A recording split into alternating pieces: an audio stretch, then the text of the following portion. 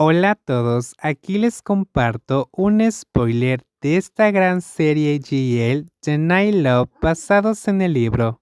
No dudes en suscribirte para estar al pendiente de los nuevos spoilers que traigo para ti.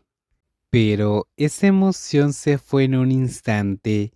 El lugar al que Brenarin quería ir primero era una heladería en el centro comercial y la persona con la que se encontraría ahí a su ex Prapai.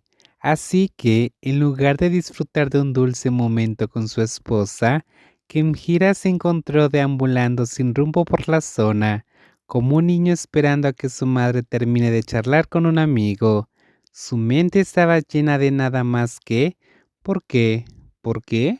¿Y por qué? Porque Bernardin seguía viendo a su ex, el que la había lastimado tanto, porque Papaya había seguido adelante. Bernardin ya estaba cansada. Entonces, ¿por qué seguían mirándose así? Como que si aún quedara algo sin resolver. En poco tiempo, la conversación entre Bernardin y su ex terminó.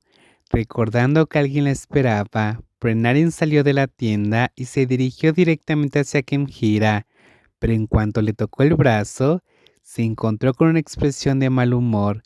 Kemjira frunció el ceño en respuesta. ¿Qué ocurre? ¿Abandonaste a tu esposa? Kemjira resopló dramáticamente. Me dejaste atrás para ir a ver a alguien a quien todavía amas. Su voz estaba llena de angustia exagerada. Este pequeño cachorro también tiene sentimientos, ¿lo sabes? Se agarró el pecho como si estuviera profundamente herida. No ames a quien no te ama. Ya tienes a este cachorro fiel aquí, así que ámame a mí. Kemjira agachó la cabeza y apoyó la frente en el pecho de Prenarin, esperando ganarse un poco de compasión. Aunque Prenari no dijera que la amaba, ya fuera por terquedad o porque realmente no la amaba, estaban cansados y más aún, Prenari no había aceptado las condiciones que Kemjira le había impuesto. Escúchame, Kem, dijo Prenari ahogando suavemente el rostro de la mujer más joven.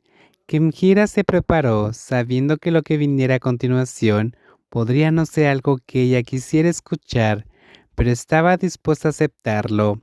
Deja de enfadarte, vete a casa y no vuelvas a hablarme en ese tono, no me gusta. Dicho esto, Prenarin dio media vuelta y se marchó, dejando a Kemjira ahí plantada con las orejas caídas, metafóricamente por supuesto. Su plan de hacer sentir culpable a su esposa había fracasado por completo.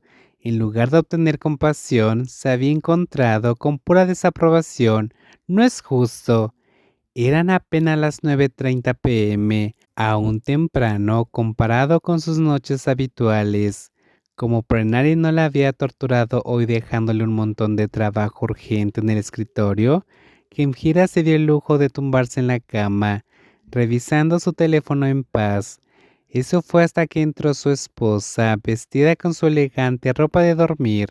Las luces apagaron y pronto, Brenarin se deslizó bajo la misma manta. Kemjira sonrió con suficiencia. Momento perfecto.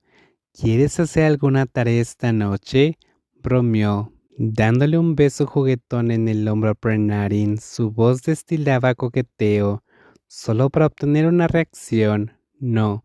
Kemjira parpadeó. ¿Por qué no? Mi periodo. Brenarin se giró para mirarla con expresión clara.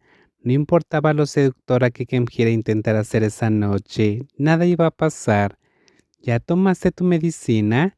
Kemjira preguntó, observando cómo Brenarin sacudió ligeramente la cabeza. Sin decir una palabra más, Kemjira se levantó de la cama y bajó las escaleras. Regresó unos minutos después con un vaso de agua, una medicina y una bolsa de agua caliente, por si acaso su esposa tenía cólicos. Aquí tienes, dijo, entregándole las pastillas. Brenarin parpadeó, sorprendida. ¿Para mí? Por supuesto. Ella sabía que era para ella, pero no esperaba que Kemjira bajara hasta ahí solo para buscarlos. Sí, si aún no has tomado ninguno, deberías. Te ayudará con los calambres y usa esto para mantenerte caliente. Sin motivo para negarse, Brenarin tomó la medicina y la tragó antes de volver a acostarse. Se colocó la bolsa de agua caliente contra el estómago y suspiró suavemente.